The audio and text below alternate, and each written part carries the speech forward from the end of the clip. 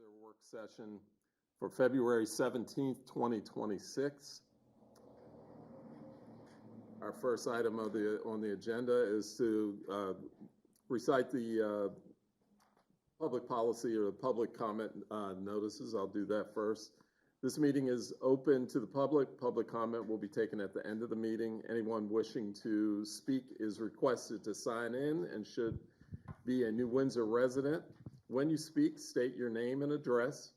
Please be advised that your time will be limited to 3 minutes. The first item on the agenda is the approval for the minutes from the January 20th, 2026 work session meeting. I will entertain motions once I acknowledge that the meeting minutes were sent out to you by Town Clerk Treasurer Menges. You all should have received those. Do I hear a motion to accept the minutes? I'll make a motion to accept the meeting minutes as written. Okay, we have a motion to accept the meeting minutes from January 20th, 2026 as written. Do I have a second? I'll second that. And we have a second. Any questions about the minutes at all? All in favor state so by saying aye. Aye. Any opposed? Okay. Motion carries 5-0. Second item on the agenda is fiscal year 2026 audit presentation. Tonight we have with us Mike Sampson and Kayla Key, both with Zelenkowski and Axelrod. Hopefully I got that correct. All right. So I will hand the floor over to you all. All right. Can you, just for the audience, that should be on? Sure. Yeah, thanks. I'm Mike Sampson, and this is Carroll County, as said, with Zelenkowski Axelrod. I'm a principal and was a senior with us. So we just want to, we want to thank Dana and Gary for getting us all the information to complete the audit. This year, we had an extra report this year, basically. So the one change is you did have a single audit this year. And that was really because you spent $750,000 in federal expenditures. Anytime you do that, the federal government requires a single audit, and that was with your American Rescue Plan. So this year you'll have, instead of one report, there's actually 2 reports. And it changed the opinion slightly, but we'll go over that report. I'm just going to go over some required communications, and then I'm going to turn it over to Kayla to kind of go over some brief financial highlights. So we issue an unmodified or clean opinion on the town's financial statements. It's the highest form of assurance we can provide. As far as any changes in reporting from one year to the next, the town had to adopt GASB 101, compensated absences, which just further defined when the town had to record liability for vacations. So that was tweaked, and that resulted in the town recording over $36,000 liability from the prior year. We complied with all ethics requirements regarding independence. We had no difficulties in performing the audit. We had no disagreements with management over any accounting or auditing matters. There wasn't any significant unusual transactions that were identified by us. We obtained required representation signed by town management prior to issuing our reports. And to our knowledge, the town, they did not consult with any other accountants or auditors over any matters. One thing we're required to communicate to the board also is any significant risks we identified while performing the audit. A significant risks we identified were management overriding controls, improper revenue recognition, estimating the useful lives of your capital assets, and estimation of the lease receivable and related deferred inflows from rental income for renting the tower space to phone companies. So those are the risks. I mean, every audit we identify risks. We design our audit procedures to mitigate those risks to an acceptable level. We're just required to communicate them to those charged with governance. And as in prior years, we did have material journal entries. There was a finding in the report for this year on internal control or financial reporting. This was a finding in the report this year. On prior years, it was always a separate letter. but with a single audit is actually included in your financial statements. And that's really related to when the town's closing its books, recording additional payables and receivables, and debt. So, I think they keep working, and they do have a consultant, they use help them close the books, so I think they just keep using that consultant to tweak your procedures at the end of the year. And with that, I'm going to turn it over to Kayla to go over some brief financial highlights. Hello. So, as Mike said, I'll go over some financials. Do you have them in front of you? You guys were given them in November. Last time. Okay. Dave probably has those. I have page number references, but if you don't have them, I don't reference page numbers. So the statement of net position is on page 11 for those of you who have it. Yep. It does have an unrestricted net position of $2,465,090, and there's a restricted cash of $463,313. This is mainly the rest of your ARPA and water grant money. Your business type activities have unrestricted net position of $4,244,696. And on page 12 of the statement is the summary of activities. And you'll see the change in net position at the bottom. You'll see the governmental activities increased by $3,020,208, and this is primarily due to your capital outlay exceeding depreciation by about $2.3 million, mainly due to the water main project. And then business type activities increased by $522,167, and this is just revenues exceeding expenditures. There's not really anything big one way or another. And then on page 13, you'll see the fund level statement. Your general fund. We have unassigned and assigned fund balance of $2,483,259. This was an increase in fund balance of $674,333. And again, this is just revenues exceeding expenditures this year. If you look in the notes to the financial statements, this will come after the financial statements. There's a whole bunch of other information regarding the details of what went on during what goes into your financials. But specifically on page 33, you'll see your long-term debt note. So that'll give you a lot of details. And that also references the compensated absences balance that Mike Sampson mentioned before. And then on page 35, you'll have your beneficiary statement as well. And then as mentioned, we had a single audit this year, which was due to you. And that was due to having expenditures over $750,000, which was just your ARPA, which is your only federal grant you received. And we gave an unmodified opinion, though there was one finding issued regarding procurement suspension and debarment, as it was required for the town to ensure vendors were not suspended or debarred before they entered a contract. Sometimes you just have legal a paragraph in your contracts that says that, which is I think what we talked to Gary and Dana about adding for your future contracts. So really that's just a control. So all these requirements we test with single audit, we tested control and compliance. And for that one, it's just, we tested compliance. They weren't suspended before.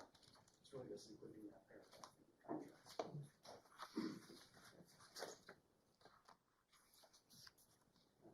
And you have a healthy fund balance, in both the water sewer fund and also. Yeah, is there any questions? Just for clarification, a single audit is, you said was triggered because we spent over $750,000. A single audit is in federal content. So a single audit is like a focused audit on that particular Just that program. on that particular program. Okay. So next year, I think you only have 20 or some thousand, at least that's on June 30th. So you wouldn't have a single audit. Okay. Unless you got a large study. That'll be fine. Yeah, we can do that. I don't think we had that for the first year yet either. Yeah, I tried If we to had the money. time it where we would fall just under, but I wanted to pay a big invoice, so. Sorry.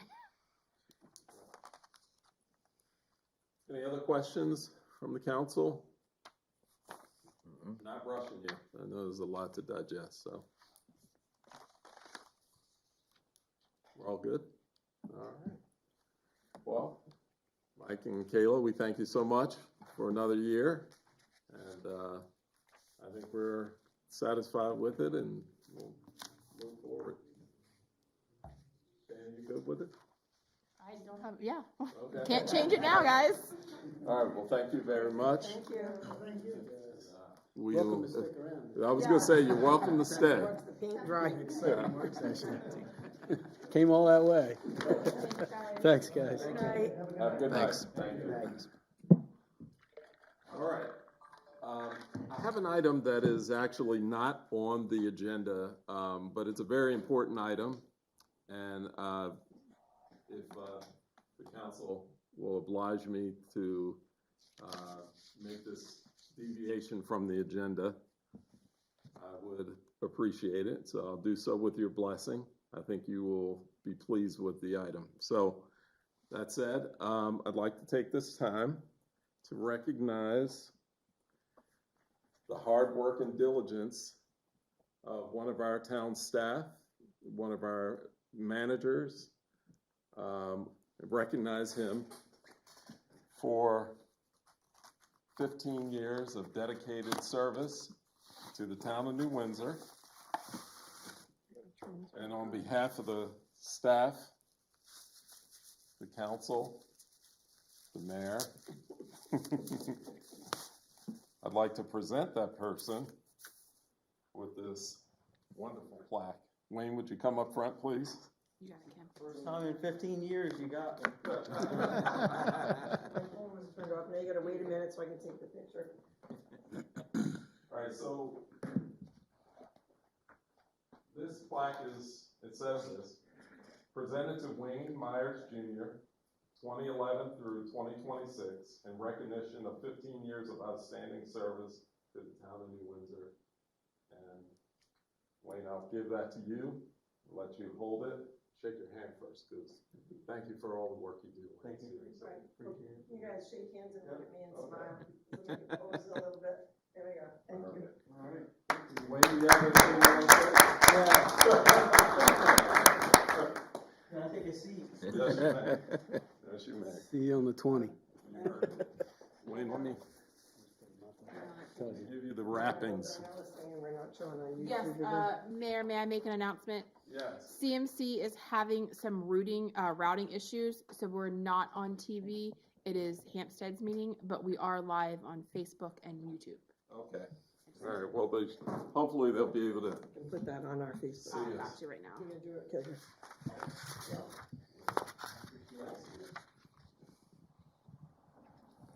All right.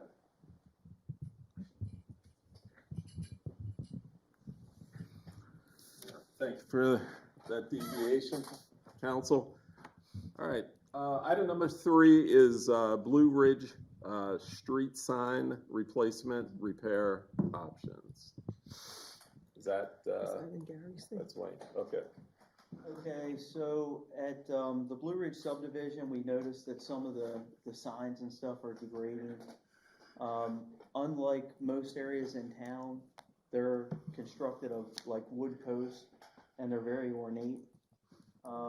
So I wanted to bring this up at the meeting to see if the council wants to explore the option of potentially repairing or replacing the wooden poles, and what means and methods we might use, whether we just put the regular steel poles up that are throughout town, or whether we would repair the wood ones or replace them with wood.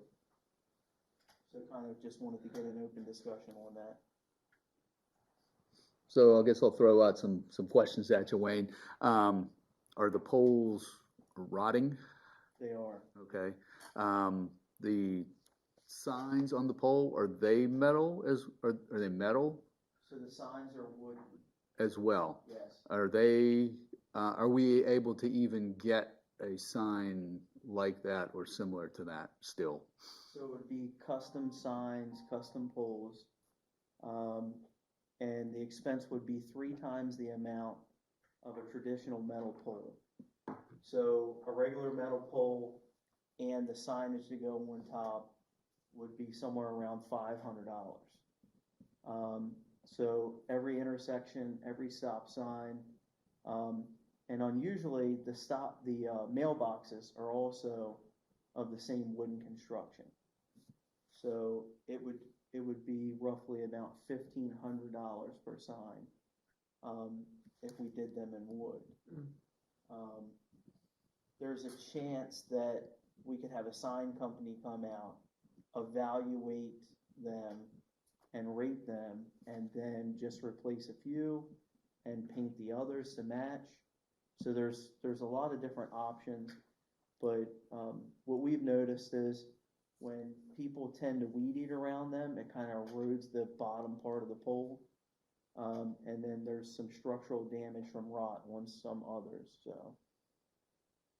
So Mayor Cornick, since you live in that development, Director Myers stated that the mailboxes were all the same as well originally. Have residents been changing those out as they've been, I'm assuming, wearing and maybe damaged and replaced? So I think I've seen a handful of people replace the mailbox posts, but I've also seen them replace them with I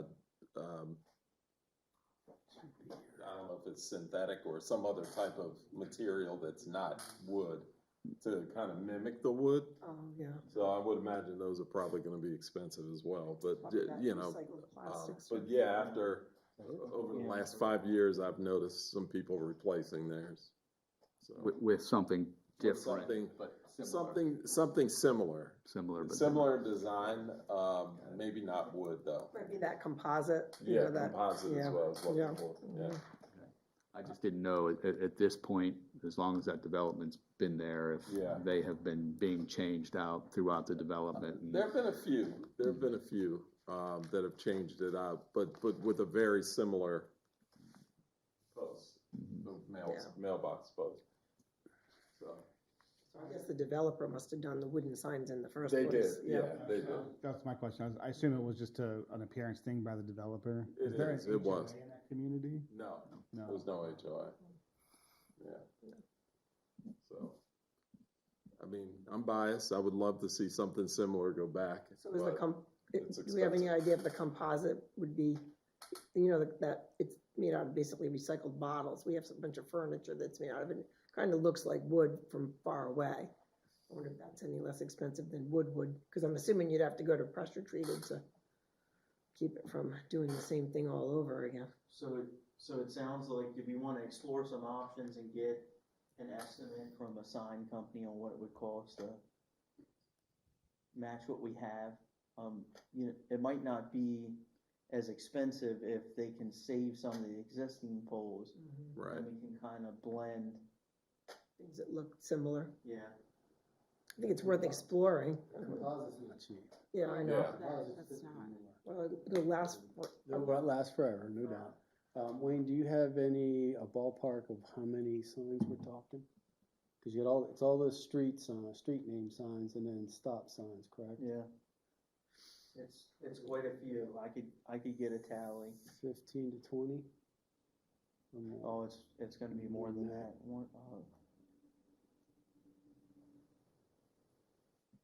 It's probably closer to 40, I would say.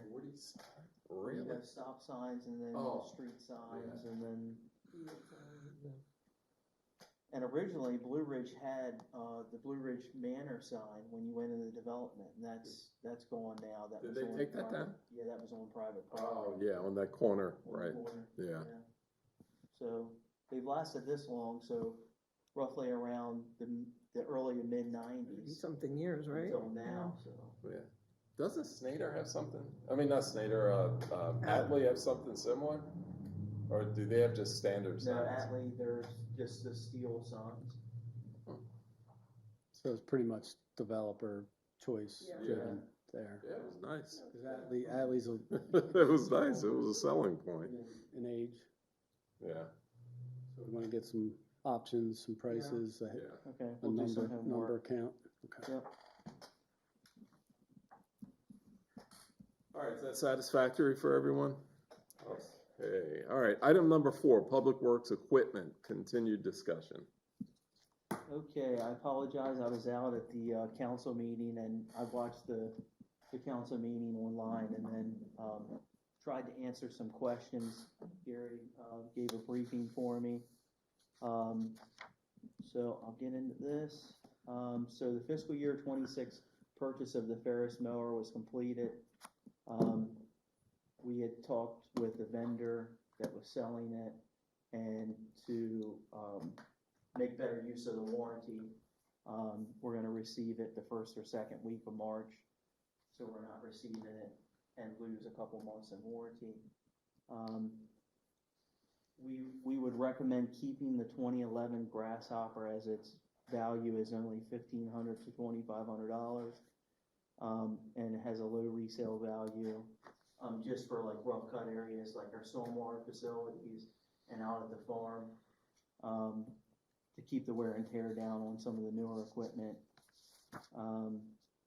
However, if we purchase the UTV in fiscal year 27, we would sell the 2013 John Deere, and we value that between $3,000 and $5,000. The money could be applied to other purchases if approved by the council. And I really went in depth here with stuff, so I'm going to try to summarize some of this information on the Kubota. So as mentioned before, Public Works conducted evaluations on small and large equipment on and around the Christmas holiday break. So the Kubota was purchased in 2018, and it appropriately matched the operational needs of the town at the time, which were loading and hauling, performing light excavation tasks, brush hogging, heavy growth, particularly at the town farm. After 8 years of continuous service, including heavy exposure to salt operations, the machine is now experiencing significant structural front end loader wear. So this is at the pivot points of the pins of the front end loader, and then there's a structural tube across the center of the arms of the loader. And we took it in after we did the evaluations of the equipment, and we sanded and scraped and painted everything and worked on the pins, but there's like grease tracks in the pins that the grease follows, and over the years the salt and everything like that got in there, and now the grease isn't traveling through the pins like it should.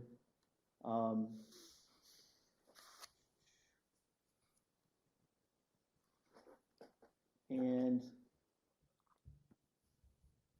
it's important to distinguish between the type of equipment originally purchased and what is operationally suggested. The Kubota is a light commercial agriculture tractor that is designed primarily for farm applications such as mowing, light loader work, field maintenance, and general property management. While durable agricultural tractors are not engineered for continuous high cycle loader operations, repetitive heavy lifting in tight settings, and constant exposure to road salt.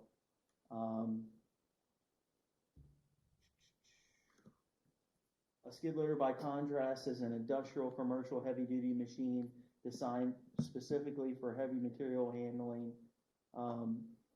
It's more compact and rigid, shorter wheelbase for maneuverability, and it's got a higher structural tolerance.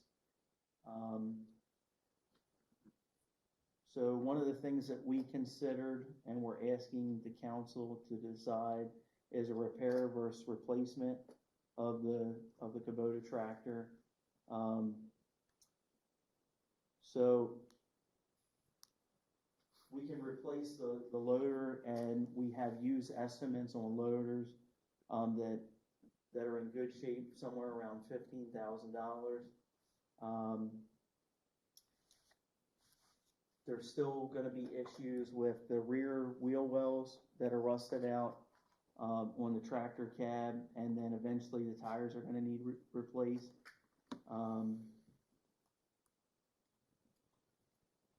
Continued use in its current condition will accelerate depreciation.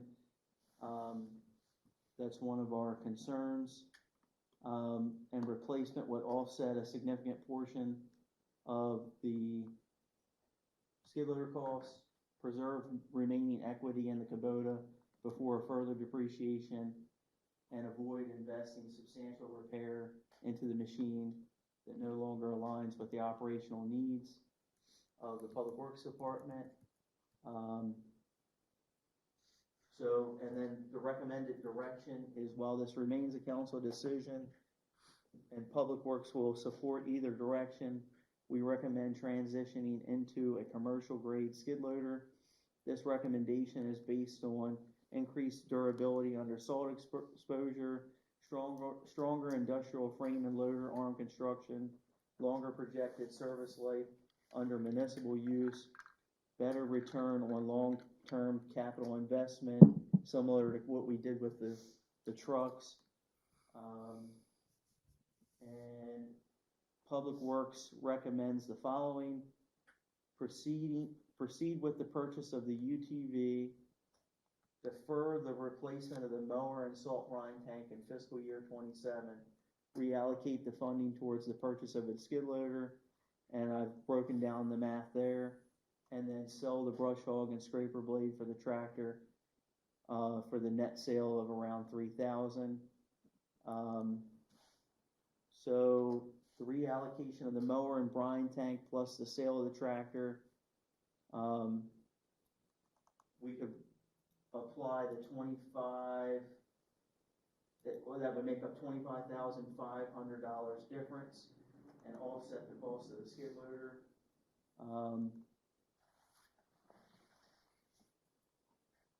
It's important to consider the pricing for the sale of the tractor is only good for 30 days. It's market driven, therefore, if we ultimately decide to sell the Kubota prior to the purchase of a skid loader, we could see a considerable drop in value. If we sold and purchased in July 1, pricing for the sale of the tractor was in December of 2025 and would be 7 months old by then.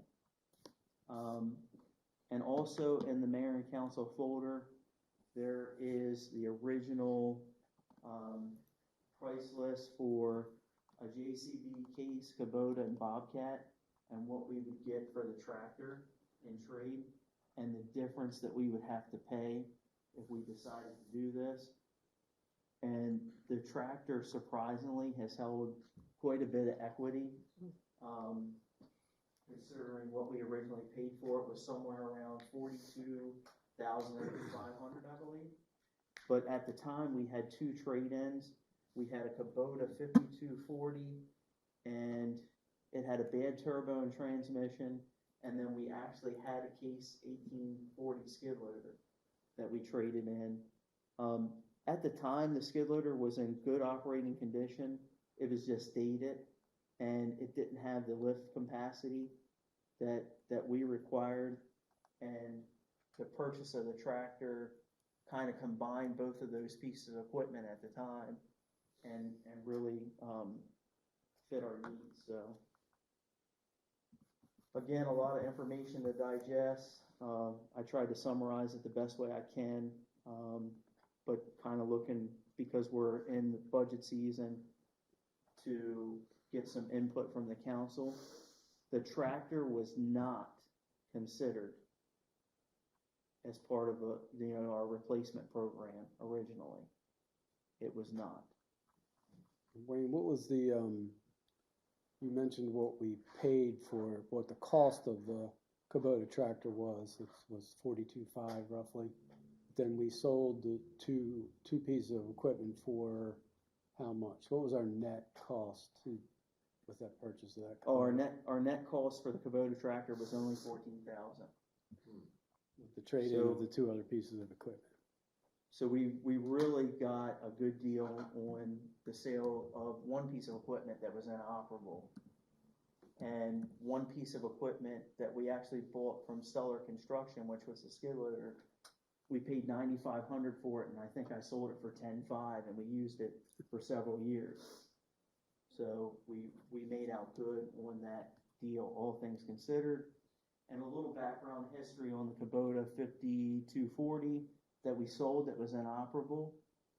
We bought that machine used and actually ended up putting 3 or 4 turbos on it in the time that we had it, and then the transmission went out. So we had a tough decision to make an affordable replacement for the town, you know, so. But you got trade-in prices for the tractor from 32,000 to Yeah. 34,000. Yeah. It's basically doubling what we paid for it And that 8 years ago. And that 25,000. Let's see. I have a figure in here. It's 25,500 would be what we would have to come up with. That would be what we would gain by selling the other equipment, and that would offset the lower part of the table that you see under tractor trade. So you got JCB being the highest is 33, so you would deduct the 25,500 and so forth all the way down the line. So it really looks as if the case is the best value, and essentially we could get into a new machine for $2,000. Right. If we do the trades and. If we did it, and not, just so a clarification, sorry to interrupt, but not part of that money that we're putting towards the purchase of the skid loader, bringing down that cost, is money that we would not be spending on repairing and extending the life of the current tractor. Correct? because you're looking, no matter what, you're looking at spending $15,000 to repair the tractor, not including tires. And then you put $15,000 in it, and it's clearly only worth $33,500, $34,000, $32,000. Those are the offers that we're getting. What 2 pieces of equipment are you thinking of trading in, Wayne? It's just the one, I misspoke on that. It would be the tractor, and then you were using 7,500 That's a for the total. line system that we were looking at for the dump truck, correct? Yeah, so it would be the brush hog and the scraper blade Okay. that goes to the tractor. So we separated those and didn't actually take them to the dealer to get appraisals, but we're pretty solid there with those numbers. And then again, we can also sell the X758 if we get a UTV, and there would be some money that we could defer from the salt brine tank, which is no longer needed, and we can push the mower back another year.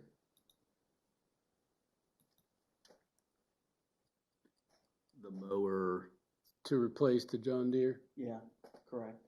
Which is already planned for fiscal year 27. It's shocking, and Gary and I were talking about this. It's unbelievable that the tractor's a 2018 already. The other thing is our 2 Kubota zero-turn mowers are 2019s. And our oldest fleet is our oldest mower is the Grasshopper. It's a 2011. And second in line is the 2013 X758. So we're getting, longevity from these machines. And the Grasshopper is still a good machine, but unfortunately, it has like a decking system lift that's bad. So you gotta kind of just keep it at one height, but it runs so great. And if we rented a rough cut mower, to pull behind something, the Grasshopper's paying for itself. It owes us nothing.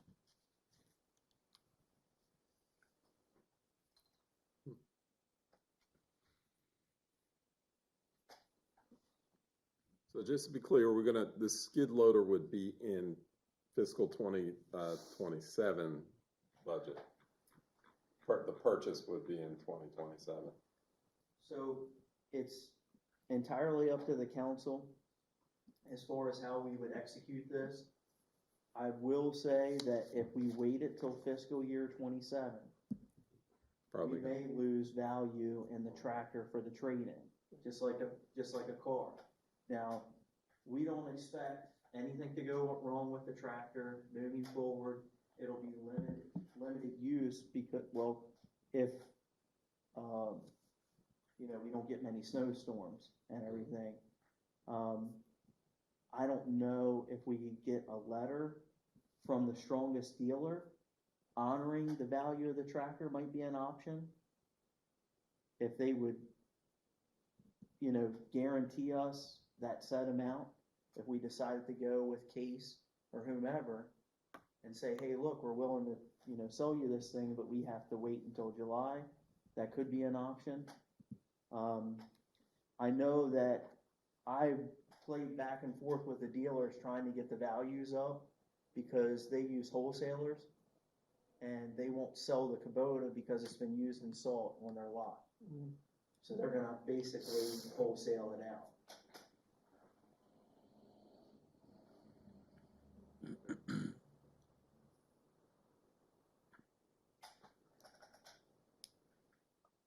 Just to clarify though, the skid loader, as Wayne mentioned, was not on any out year for capital projects.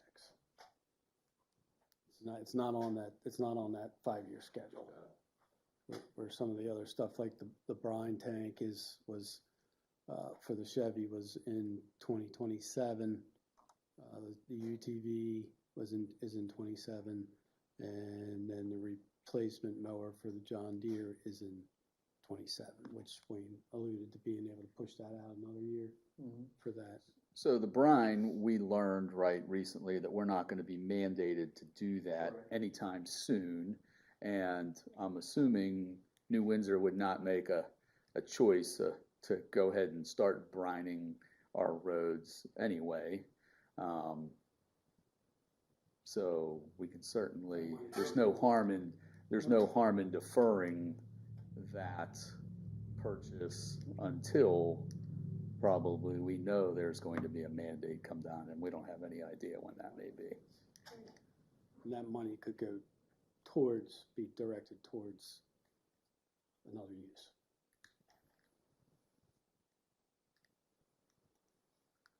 This is our first year of actually having to record salt usage and everything. We're being told by the county, we participate in a MS4 permit, it's a cooperative permit. We're being told that the state does the mileage with the brine that we need to satisfy our permit. So brine's not needed. We do, however, have a pre-wet system on the new dump truck, and we can use that, and if there becomes an issue with compliance, that's a positive moving forward.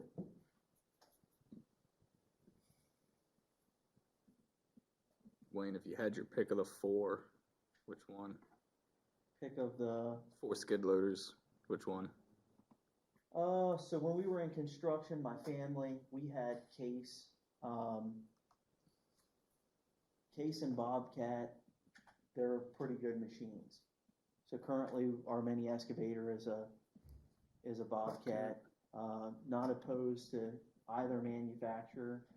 I know that the Case, the lifting pivot points are more traditional than the Bobcat, and I think the Bobcat is a little bit more better of a machine in regards to lifting capacity. So I would probably side with the Bobcat.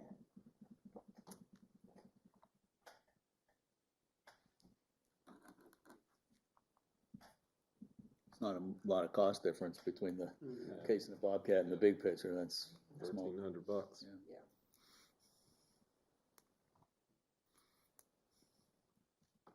So again, the Public Works recommendation for the following approach would be to proceed with the purchase of the UTV as planned, and then defer the replacement of the mower and the salt brine tank in fiscal year 27, reallocate the funding towards the purchase of a skid loader, and then the net there or the total there would be 22,500 that we could then apply, plus the sale of the brush hog. That would add another $3,000 to that. Hopefully. Correct. And Bobcat is directly purchased from the factory. So it's the same way we wanted to get a price comparison just for research purposes. But, we can use our Sourcewell discount. And if we chose Bobcat, there's the potential that I could negotiate to get the trade-in value up farther and close the gap even more. If that's what we would decide to do. So we need to make a decision whether we want to spend the, essentially, wait, do we have is that right? It'd be $3,000. 3,000, yeah. 5,000 or so. Well, 25 out of pocket, but 3 once everything is accounted for. 25, yeah.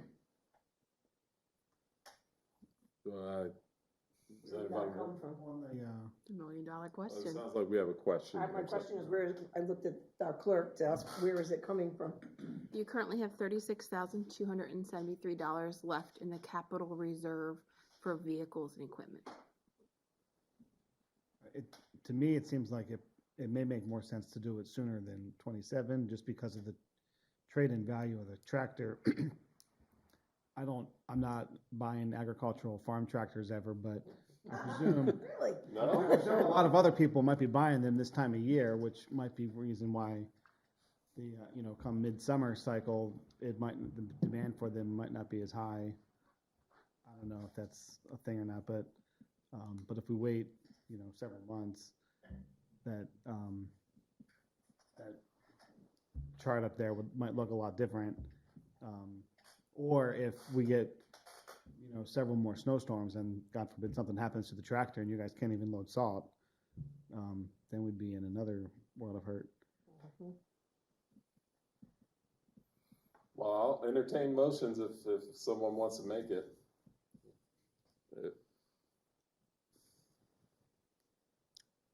I'll make a motion to purchase the Bobcat for $60,265 or better, depending on negotiation, and trade in the Kubota to the same dealer.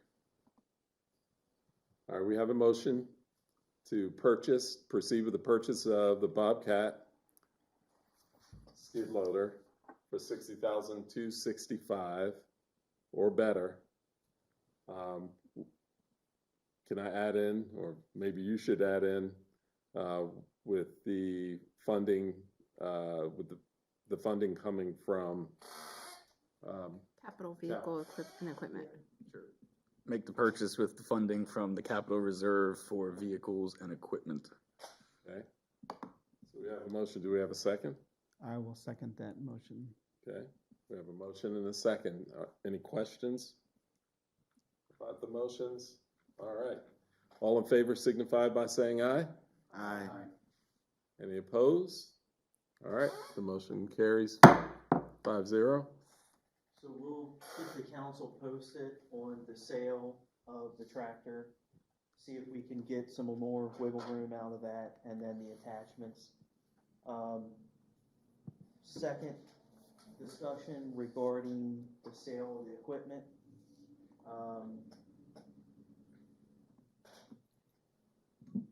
I'm gonna get some estimates, and then we'll get the sale of the equipment approved by the council. Just in regards to the scraper blade and the mower. Okay. Did we trade in the grasshopper for the new mower that was just purchased? No, No, we're holding that. So then that, I apologize, 36,000 is not what we have. How much was the new mower? I have not gotten the bill yet. 18, Wait a second, I think I have it in the budget. 18,425. that's it. Mine is 18,425. That's coming out of that. There's only $17,848 left in that fund. I apologize, I was not taking into consideration the new mower. All right. Still sufficient to cover it, right? I was gonna say, how does that look with like transferring, if we push back the mower purchase and we push back, or if we're not doing the brine tank, is that all in that line, or It'd is be a it? split motion. You'd have to take it out of the capital project fund and the, So it already is a capital project line, so it's already coming out of the capital project fund. So you wouldn't need, it's, the transfer is already suggested there. Do we have to revise the motion at all? As long as there's, just the changes on. On what the I told difference you, of what yeah. You told was the balance of coming out of that, capital reserve, correct, Dana? Yes. Because she didn't have the number of the purchase of the new mower. It's coming out of that amount. Well, but isn't, once all said and done, isn't the net cost actually $3,000? Give or take, yeah. Yeah. That's what I was like, That money will go Is- back in, assuming It'll we go get back it. in Yeah. if and when you get it. Yeah, it might be, go below zero at some point, but it'll recover once the. does that equipment, capital equipment line contain the mower purchase that's getting deferred now? in 27 it does. It's in 27, so in We reserve 26 now. it doesn't. Correct. So we would Right. make We're, potentially a transfer to cover a negative balance, but then make it up in 27. Yes, I believe Yes. that's Yeah. what I understand. Or potentially sooner, but yes, yes. Thank you. All right. We will proceed and you'll let us know. Okay. All right. Thank you, Director Myers. Let's see. Item number 5 is SHA Maryland 31 Sidewalk Retrofit Project Residence Letters. yes, just a heads up for council and, residents along Maryland 31. So many of you know that SHA is proposing pedestrian safety improvements along Maryland 31, High Street, Main Street, from Lampert Avenue to basically out to 7-Eleven. They call it east of Church Street. The project includes replacing curb and gutter, reconstructing sidewalk to ADA standards, pedestrian lighting, new retaining walls and rehabilitating existing ones, upgrading storm drain systems, and resurfacing the roadway. Residents whose property fronts on Maryland 31 within the property limits or project limits may have or will be receiving a letter from Lee Lampert, real property manager with SHA. The town received one for our 3 properties that we own that front the project. The letter references survey work required to determine impacts to properties along the project and request contact number, email, and/or other contact details. SHA will be providing fair market value for any of the impacts to the property. So it's basically a real estate assessment of anything value that they need to do to part of their project within abutting the right of way, within the right of way and stuff like the sidewalks, the retaining walls, things like that. So I just received one for the town and just wanted to give that as a heads up to the council and all the residents along that front on that project. I got one. Did you get one, Dave? I did, and I talked to Lee the other day and told him that I'm sure we would all be making contact with our neighbors to get them to try to do it, because the easier and the faster we get that information done and out, the easier the project can progress. Yes. Just wanted to give you a heads up on that. So. Just a kind of related question. On 31, there's a couple homes where people don't have enough room to park, and I'm assuming that they don't have parking behind their homes, so they like park in the grass a little bit along 31, the Main Street section, and it's kind of like halfway down. It's on the opposite side. And Where the embankment is? yeah, it's we kind of haven't- an embankment. They like park in the grass just because I guess they're probably gonna get their mirrors clipped otherwise. Like if they. Picture where you're talking about, Josh. Across from Cotherman's property where Union. Yeah, it's an apartment building, I believe. Oh, yeah, I know what you're talking about, where the sidewalk's kind of up higher, that area there. Yeah, Yeah. like if they They're probably gonna put in retaining walls for some of that. there, then do those people no longer have a place to park there, or are they? I'd have to look at Yeah. the plans. Do they all those properties have rear parking? and they choose to park Not outside? too many places that don't have any rear parking, there are Some some, do. yeah. You know, I you think, know yeah, what we're I talking think, about. yeah, right? cause my house is right there. I figured. I think we addressed some of that with some comments that we sent to the state highway. Cause that was right around the time when we discussed the bump outs and everything. Right, so. and I just received actually, I think Friday, I requested an actual full-size paper set of the plans. Yeah, I was It's just gonna ask you if you had the most recent. it's like a log Yeah. came in the mail. Well, cause there were a few 150 things, plans. Dave, I know Dave had gone to some of the meetings, but there were a few things that were changed that we were like, no, you know. Like I remember, some of the retaining walls they weren't gonna put in, did they put those back in? Yes, Down on- they're all in. Yeah. Go back in. What about the sidewalk that goes down to 7-Eleven? Where are we with that? We are nowhere with that. Where are we That's, with that? That one, yeah. Yeah. They've been discussing this and they're aware of that. Yeah, that I'm sure they've situation. seen it. I don't know off the top of my head what the exact remedy is or what the plans. See, they're look like. putting the retaining wall there. There were some issues with, the retaining wall and how much space they had up above the wall for the sidewalk, and they still had to have a grass portion there because they had to put a railing in there. So I don't know, where it falls out on the street is where it falls out on the street and the curb. And I don't recall if there's enough room there to actually park a car there or not. But I mean, they've spent a lot of time up in that area because of the retaining walls that we've pushed and the sidewalk and making sure that, you know, and there were some drain lines that ran underneath there, and yeah, it's a hairy area up there. Is the design done, or is it still, I'm sorry? is the design done? Or They're is in the it- final design phase with state, so it's getting pretty close. Just as a reminder or a side note to this is, at the last progress meeting, they talked about the public meeting. They are tentatively, I don't know how tentative it is. I told them I sent them an email, said, you gotta check with the fire department on this. But they have it, I have it on my calendar for April 9th at 5 p.m. Now, in the last meeting, I think it was last week maybe, Marie France, project manager, she said the 19th, which might have been just an error on her part. But I did send her an email and copied Jeff Davis with SHA to, it's our understanding that this public meeting is scheduled. Please confirm availability of the meeting room down there at the fire department, and I gave them the number and email for Chief Crimer to reach out to them. So that meeting is coming up in April. Well, the 19th is a Sunday, Gary. Okay, maybe it was. So I think she mentioned the 9th, the meeting prior, yes. Yeah, so just mentioning that. So something else in regard to this upcoming project. So when we were working on the MD-31 water line on High and Main, we shifted meter vaults and sewer cleanouts to accommodate the plans that we had at the time.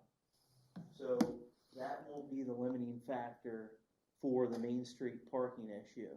The limiting factor will be curb design, flow, and things like that. So we as the town have prepared in the best interest of the residents to offset our public utilities to prepare for this.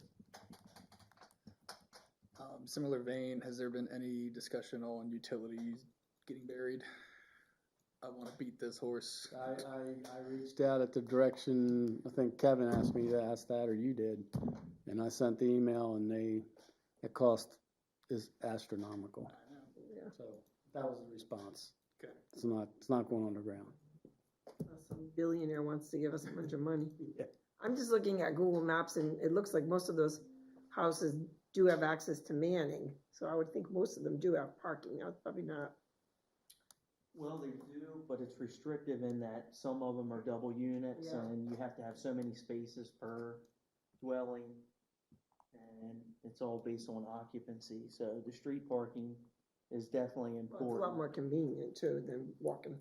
But nearly everybody that lives on that street has, had their mirror hit. Yeah, it's not the And- safest place to Yeah, exit a it's vehicle. terrible. And then when you open up your door's in the embankment. Yeah, it's not great.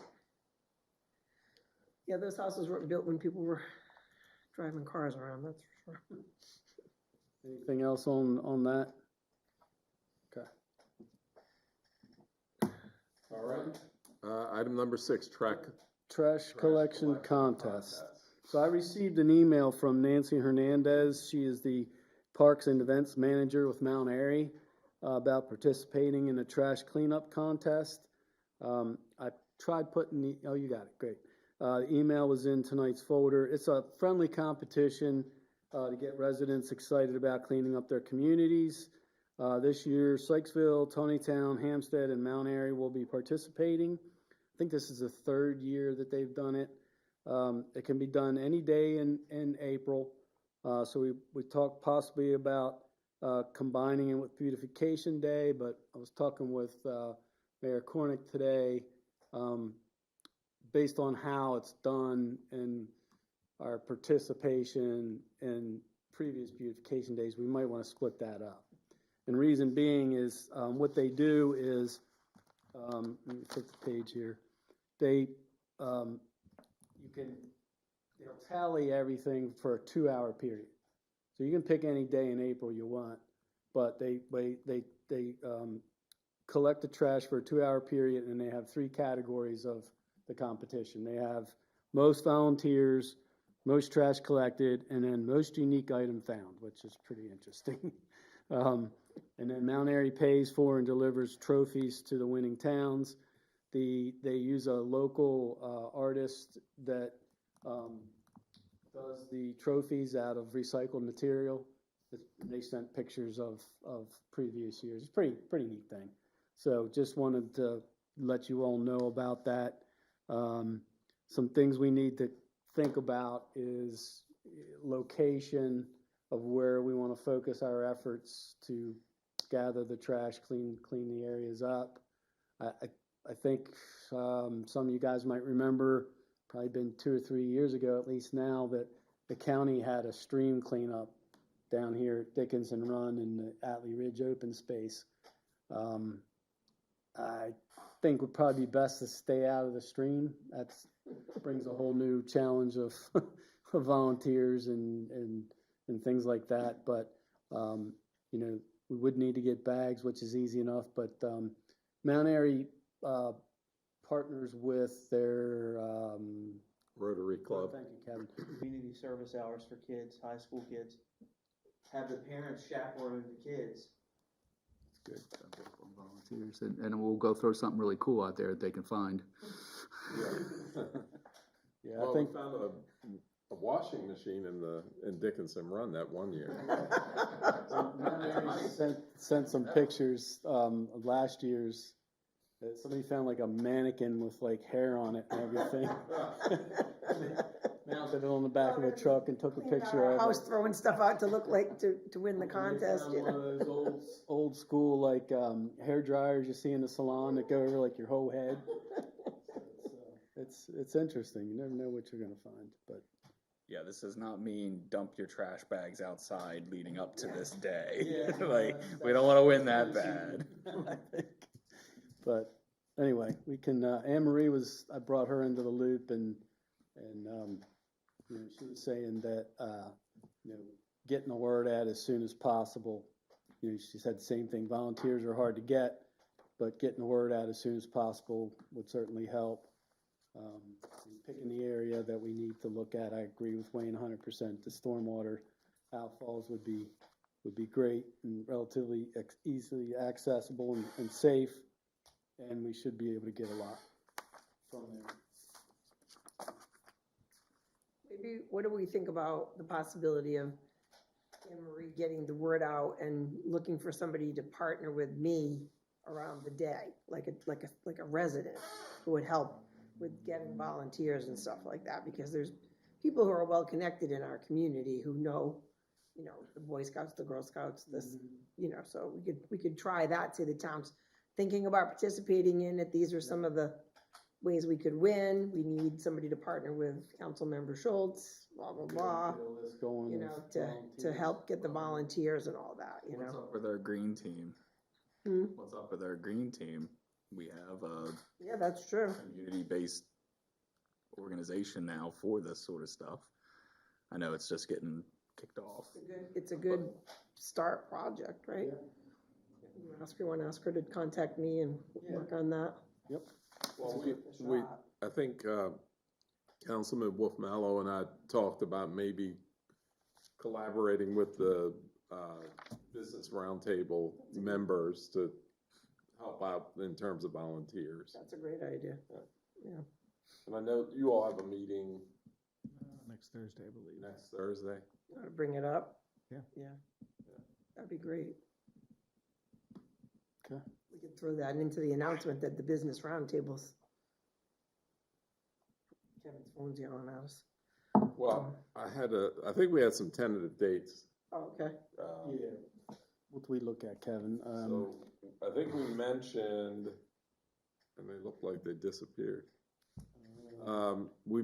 Beautification Day tentatively is the 25th. And then we were thinking either the 11th or the 18th, because the 4th is Easter weekend. So it'll be April 11th or the 18th for the cleanup day.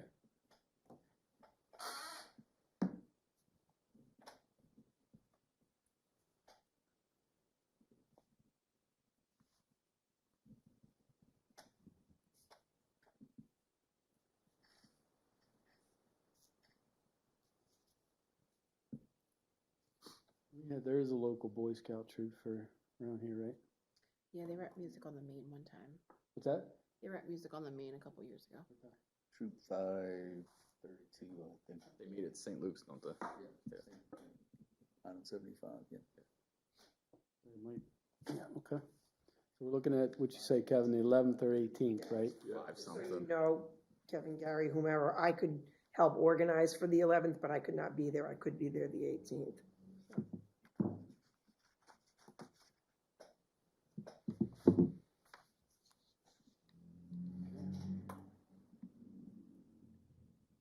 I'll have Anne Marie reach out to you and get that started. Okay. All right, Last thing, we got number 7, Kevin, I think. that is correct. All right, so FY27 budget, is continued revenue and expense discussion. Didn't have a whole lot of change since the February council meeting. Haven't had staff meetings. Public Works was busy with the snow and things like that. I didn't print a copy of the budget for tonight. I'll have one for the next meeting in March. Just some updates that we did get and what we've been working on is we did receive the constant yield tax rate on February 13th. That's a week earlier than expected, and it's an increase of $38,000 in revenue from fiscal year 26. That's the tax rate. That's a big revenue for general fund. Employee pay rates, health and life insurance and benefits have been set for the first take, and were discussed in closed session at the February council meeting. Tonight will be a second closed session meeting to finish discussions, make any changes and approve so we can get this part of the budget complete. The health insurance, life insurance, and short-term disability have been increased by 12% at the direction of our vendors.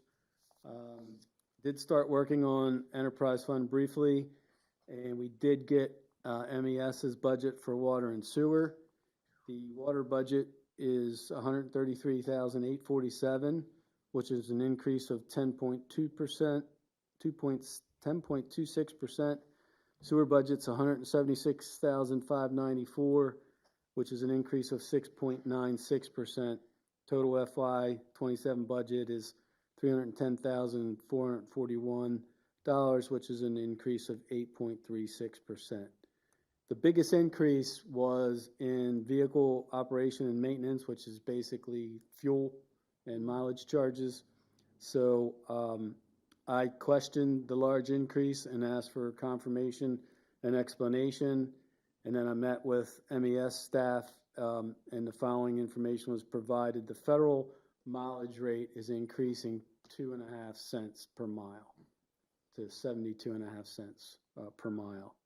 And then MES's mid-year numbers were higher than our year-to-date numbers pretty significantly, which I'm not sure why. But they would rather estimate higher on those numbers. They only bill for the mileage driven. So I did question that, and those were the responses that I got. The water and sewer revenue calculation spreadsheet is complete.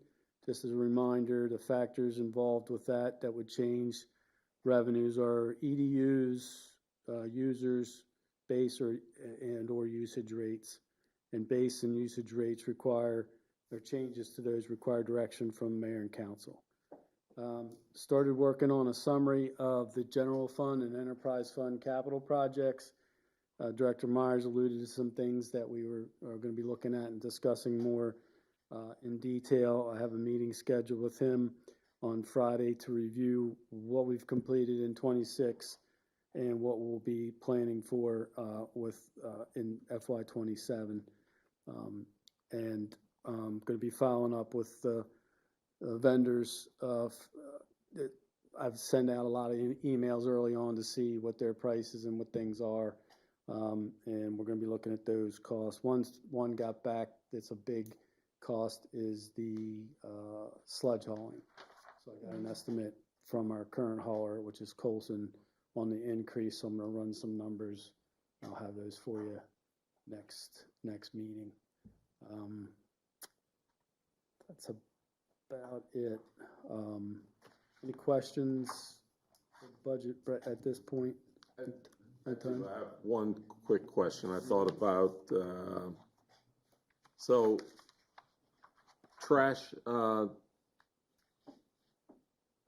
collection is roughly in line with what you anticipate? For this, where we are, Should be lower for this fiscal year because we had budgeted $70 but it only. yeah, let me get to that in the budget. I'll just see where we are. Give me a second. Elaborate on what Dana was saying there.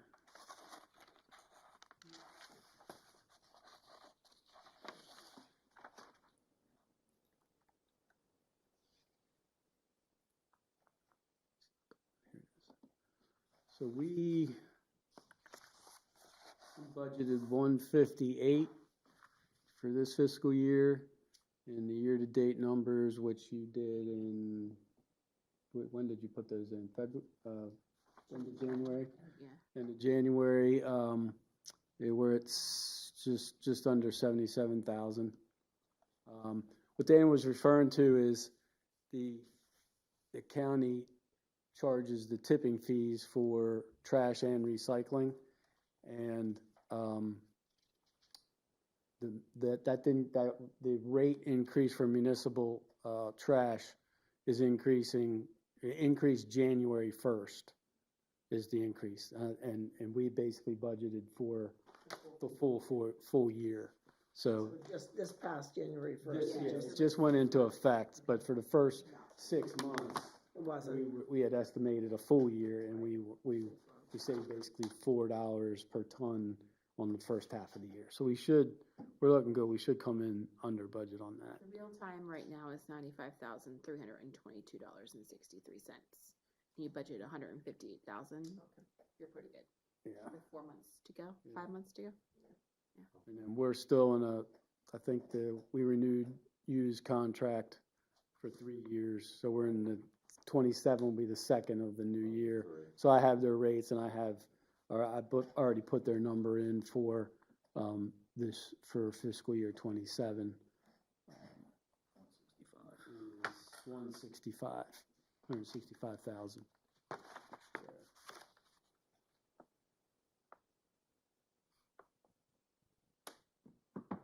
All right, thank you for answering that. Any other questions?